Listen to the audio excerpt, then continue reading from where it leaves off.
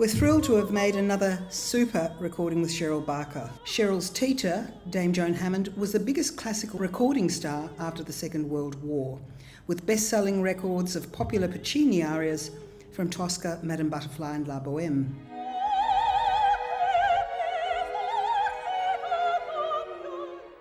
You can hear Cheryl sing all these arias in her first recording for Melba, Puccini Passion, with our own Orchestra Victoria and Richard Bonning. Included in Limelight magazine's current survey, the greatest 100 classical recordings reviewed.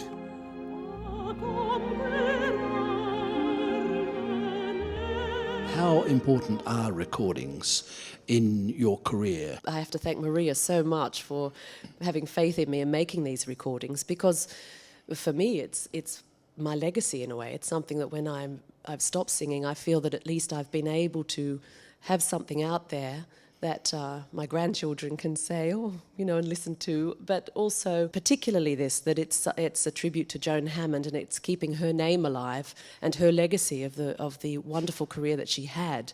Do records work as calling cards, as a sort of a pre-audition, so that opera companies get to know what you're capable of doing? It's great for my agent in the UK and also here to be able to send them out to orchestras or to opera companies that haven't seen or heard my work before.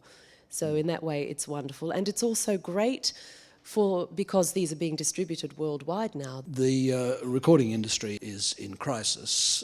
It does seem as though it's not really possible to support recordings on the basis of sales of CDs.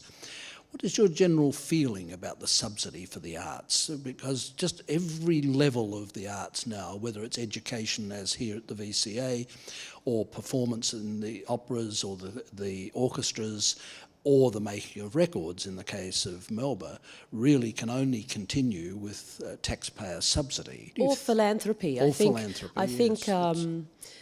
That's something that's very, very important. And perhaps Australians haven't been renowned for that. And I think it's something that people are actually starting to take more seriously, and so they're giving more to the arts. And I think, you know, it's the arts that is remembered from right down from the ancient Greeks to the Romans. You know, it's their art that is actually people remember. And so it defines the society. They don't remember their sporting scores?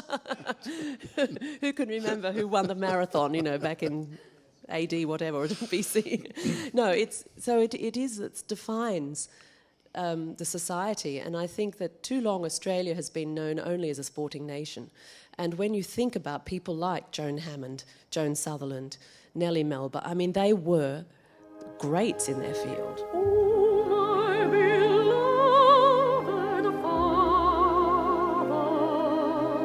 With Joan, it was the recording that put her on the world stage. And this is what recording is all about, because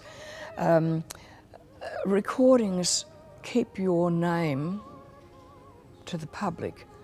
They can always play recordings and have happy memories, whereas performances come and go. When I was performing in the mid-70s to 80s, wonderful singers, Neil Warren Smith, Ronald Dowd, all these wonderful singers, there's nothing to be recorded or played these days. They did very little, and when they did, they're just not around anymore.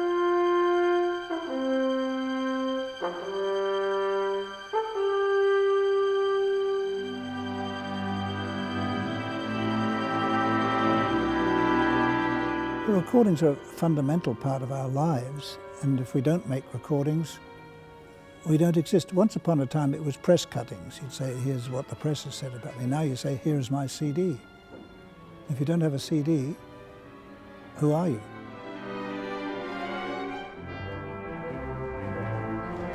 My first solo recordings were with Decca.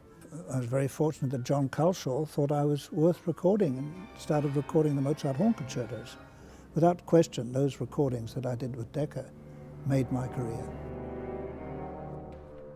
That when I was a young singer, we used to have a young singers program on 3LO, and I would go along and I'd look in the booth and see who was on to record it.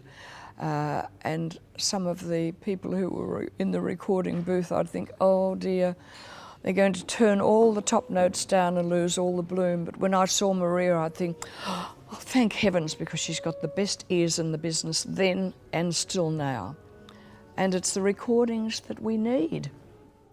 Well, I'm the victim of some very bad recordings. I won't tell you which ones they are, but I listen to them and I think, that's just awful. Just the recorded sound is wrong, and some which are actually very, very, very fine. And when you listen to Melba recordings, they're always fine. It's terribly important for Melba to continue doing what it's doing, because it is the only record company that concentrates on supporting Australians' careers. Melba is giving Australian musicians the calling card, which they haven't had before. Melba Recordings is the only thing we've got in Australia that will showcase singers and pianists, all instrumentalists, and not only showcasing to us in Australia, but overseas.